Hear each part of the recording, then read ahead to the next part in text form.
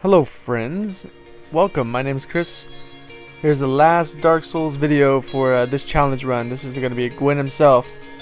And not gonna lie, before we even get into it, it's not the best Gwyn fight in the world, but it doesn't really matter to me. I could have redone it over and over until I get the perfect Gwyn fight, you know, so it would look the best on camera, but I decided not to. I decided to get it when I got it, and that's how it went. So at the beginning you can see me upgrading my black iron armor a little bit more.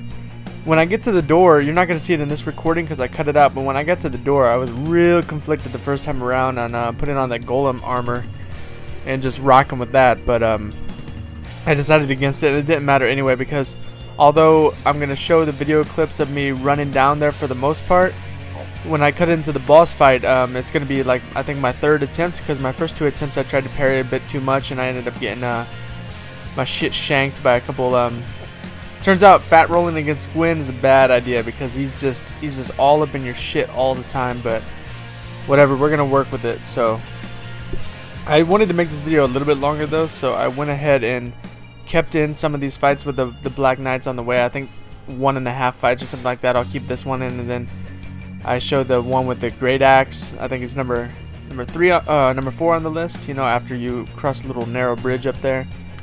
But so all in all, I think this was a fun little challenge. My thoughts on it in general are that obviously there are much more difficult challenges out there. Like shit I've done before myself comes to mind, like soul level 1, no heal, no bonfire, stuff like that. Just infuriating in the difficulty and stuff like that. This is not as bad, although it's a completely different type of challenge. You really got to figure out how to play with these gimped weapons. It's quite a bit different than, and quite a bit more difficult than I thought it would be. Although, like I said before, it turns out there's a lot of other challenges out there that are more difficult than this. This was interesting though. It was a lot of fun. I didn't think it would be possible. It's just the thought of having weapons that are swinging like that just didn't even compute in my mind at first. Alright, look at this shit. Absolute fail. I got lucky there. But basically, the lesson learned with these things, obviously it goes without saying, but oh, you can see me, not to miss, that is. You can see me cut in here. Obviously, I'm running back to get my body. You can tell from my human form being gone. I equipped all my stuff. I decided just to run past these guys after the first time. It's not worth fighting them with this gimped ass weapon. So I go ahead and grab my body because I got the chaos weapon. So obviously that 10 humanity is going to come in handy, especially because, ironically enough, the guy who uses fire as his attack is also weak to it. So whatever.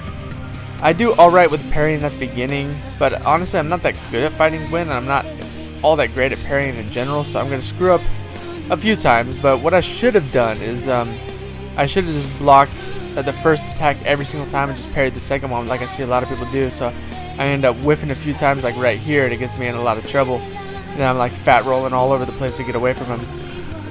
Also, that grab attack, in the past I have rolled to the left, or I believe to the left, when I was trying to evade it. He still grabbed my ass. Basically, if you don't roll straight back, you're in some shit. So I fail quite a bit up here with 2 or 3 different times in a row trying to get the parry down, and he's on my shit. Like, I came very close to dying on multiple occasions. That little exchange. Matter of fact, I'm still doing it. I'm commentating as I'm getting close to dying, so I decided to just poise through his hit and heal right there and get all the way back up, and now we're going to get back on track, kind of. One thing, I'm going to get screwed over towards the end. I parry him and I try to switch to my two-hander and do it that way. Apparently, unless you move up into their body after you switch sometimes, it doesn't always register, and you can imagine the disaster that becomes when I have a weapon that swings this fucking slow. You can't afford.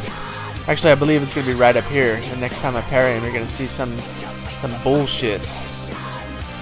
Right here, I switch, and then look at this shit. Wide the fuck open. He goes to town on me, and I'm just about dead because of that bullshit. I barely escaped. I could not believe I got out of that. I thought it was unbelievable. So I'm going to wade in, and I'm done with him at this point. And then I'm going to switch over to the two-hander and just finish it off.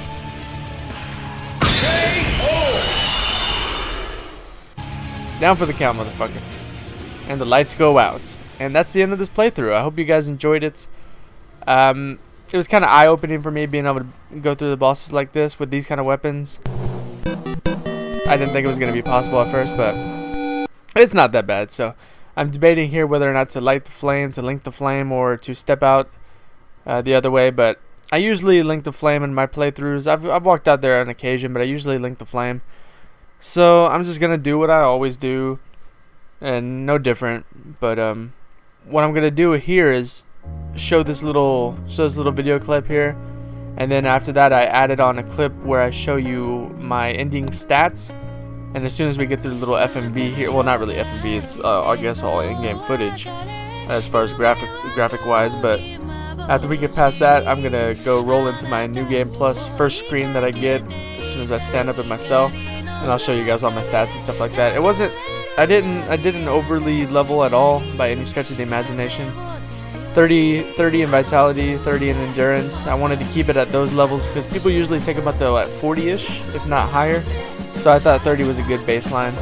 Turns out, I would say that I could get away with using less, but I had a lot of close fights here. Like the 4 Kings fight was pretty close. Actually, the Ring of Favor and Protection probably saved me in that one, because without that, I don't think I would have survived. So basically, I'm just going through showing you my stats, all the key weapons that I used in my playthrough. Obviously, the one up top was used. The fire broadsword was used in between boss fights, and everything else was gimped so that it was only doing elemental damage essentially, or like 1 physical damage or something like that. And just going through and show you everything I got. Obviously, I don't have much magic because the only thing I ever used was Power Within. Armor sets weren't that